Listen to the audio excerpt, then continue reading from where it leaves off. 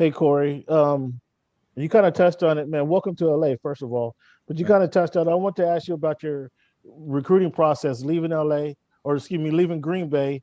You touched on the playing with Brian, the weather. But will you elaborate on your recruiting process, if you will? Were you considering a lot of teams? And then what ultimately sold you here on the Chargers? Yeah, I think what sold me is, I don't get too complicated with it. I mean, the weather obviously is pretty cool. There are a lot of uh, outside factors that benefits from coming here, but I wouldn't have came, I wouldn't have decided to come here were it not for, again, the great things that Brian said, the vibe that he got from the coaching staff, everything that he said. It meant a lot to me. It really did. And obviously the offense that they run, the familiarity, it's going to be an easier transition, I guess, for myself.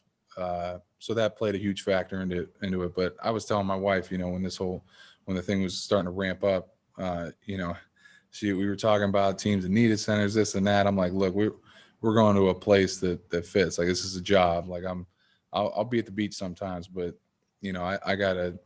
I gotta live up to the contract that the team will give me. So it's a job first and foremost. I got you.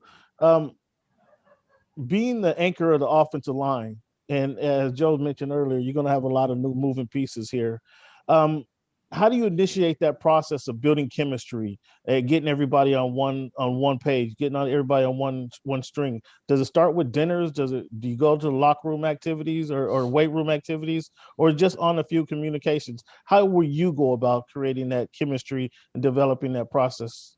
Yeah, it's going to be kind of unique. I don't know what type of COVID restrictions that we're going to have to deal with, but all in all, a lot of it, yeah, it does go hand in hand. Like, it may seem, um, you know, I don't know, silly, but going out to dinner, getting to know guys. Again, getting to know Matt. Matt's a great dude. Just from right from the jump, I knew, we could tell it was going to be easy to work with each other. He seems like a great guy, and got a great family and everything. So we got a lot in common. So from that standpoint, that does play a role in it. But at the end of the day, we got to get reps. We all got to get on the same page. We got to learn how to communicate effectively in the room, not only on the field, but if I see a look one way, another dude sees a look another way. Just being able to translate that from player to player, that's huge. So that's going to take time, and we're going to have to put in the work. And lastly, I want to congratulate you on your Walter Payton Man of the Year nomination from last season.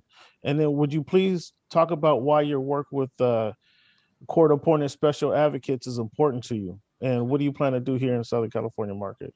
Yeah, appreciate it. Thanks. Yeah, my wife was just saying that she was looking into it. CASA of Orange County. So we'll try to reach out to them and get involved. But the biggest, we worked with CASA works with, and we did as well too. We were advocates, but they work with kids in the Child Protective Services program, and the big tagline is "You're the voice for the child," because these kids can't testify for themselves in court. So you're it's different from a social worker, but we're there for the child. So it meant a lot to us to be hands-on with the members of our community and the people in CASA up in Brown County. I mean, Chris and Jacobs was, kind of our connection there, our initial connection. They were phenomenal people that wanted nothing but the best for the people that they worked with. So I'm sure there's, similar people here working with CASA, and, we're excited to get that started. Congratulations, sir. Welcome to Thanks. LA. Appreciate it.